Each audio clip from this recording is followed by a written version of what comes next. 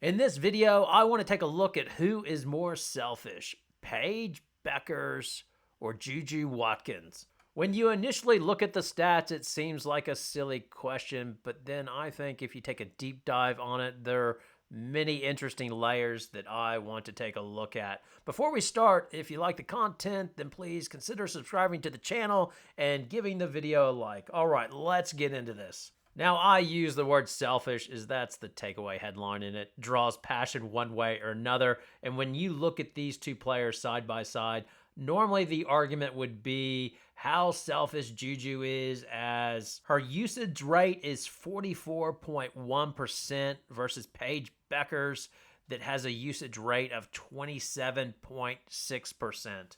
And then the traditional argument would be, my God, Paige Bueckers is just so efficient in doing it the right way, as she's shooting 52% from the floor and 46% from three-point land, versus JuJu, who's only 42% from the floor and 35% from three-point land. And in a lot of ways, this is the argument that I made in terms of Hannah Hidalgo versus JuJu Watkins for Freshman of the Year, that Hidalgo is more efficient versus JuJu, but in that video, I won't give it away if you haven't seen it, but both of those players are playing to the strengths that they have. But in the case of JuJu versus Paige Bueckers, it's more of a case that Paige Bueckers wants to play an efficient game. And is this style that's traditionally been loved and celebrated, is that actually hurting her team, UConn? Dawn Staley pointed this out after they gave UConn a beatdown 83-65. When talking about Paige Bueckers' game, she had this to say: "For me, I would like her to take more shots if I'm Gino, because she doesn't take bad shots. She's got great court vision. She's got great court awareness. Paige is going to be an Olympian at some point soon." And obviously, this is not news to Auriemma, who has been pushing her to take more shots all season, but he's conceded that's just not the nature of her game. And that is why she ultimately came to UConn, as her plan was, I get everyone involved. If I have great talent around me, I'll get mine. But more importantly, I want everybody else to get theirs, and then I'll be the star when it comes down to the last few minutes. But like the great philosopher Mike Tyson said, everybody has a plan until they get punched in the mouth. And my goodness, UConn got punched in the mouth this year with injuries. And it seems like Paige Bueckers is unwilling to switch her game for the betterment of the team. So in fact, is she being selfish by being unselfish? Much like did Tony Gwynn and Wade Boggs sacrifice power and driving in runs for just being slap hitters that had a high batting average? Bueckers' highest shot attempt game was versus South Carolina, where she only took 20 shots. My God, Watkins and Caitlyn Clark, they fart that out. They average 22 shots a game, with their high games being 33 shots for Watkins and 34 shots for Caitlyn Clark. So why isn't Paige Bueckers taking more shots? Well, I have three theories on this. The first one being she can't get her shot. And, well, I don't really buy that. I don't agree with that at all. She tends to be able to get to the basket whenever she wants to on most occasions, and is able to get her shot off when she wants to. My second theory, which I hope is correct, is she is conserving her energy. She knows it's a long season. She has never made it fully healthy through a season. Well, she did her freshman year, but she missed time with an ankle injury, and she is conserving herself until the tournament commences. My third guess or theory is what I will call nice person syndrome, or nice guy syndrome. Paige Bueckers wants to be liked. She likes to be the endorsement figure in making people happy, whether it be endorsements or her teammates. She's that Magic Johnson type of player that I throw a pass and it makes two people happy because I've thrown a hot pass and I feel good about it, but it makes my teammate happy because they've scored a basket as well. Pat Riley actually had to convince Magic Johnson to take more shots as Kareem got there up in age and wasn't as effective, and he did it. And I think it's the same situation for Paige Bueckers. Is her preference is always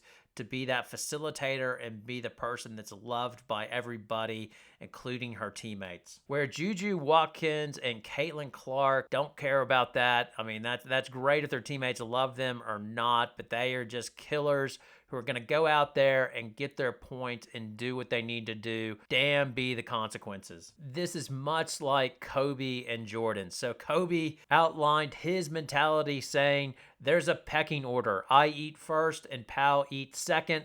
Everybody else can eat what's left.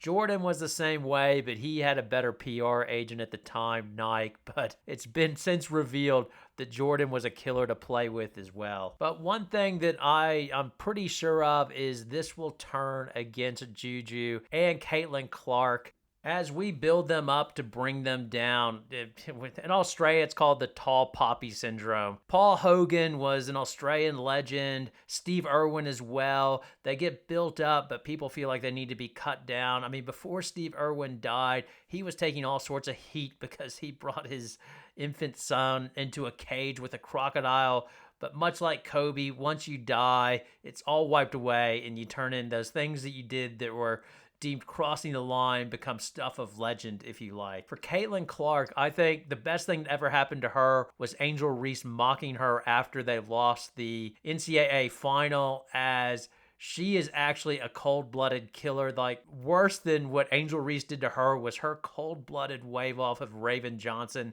in the game before. I mean, that was just, man.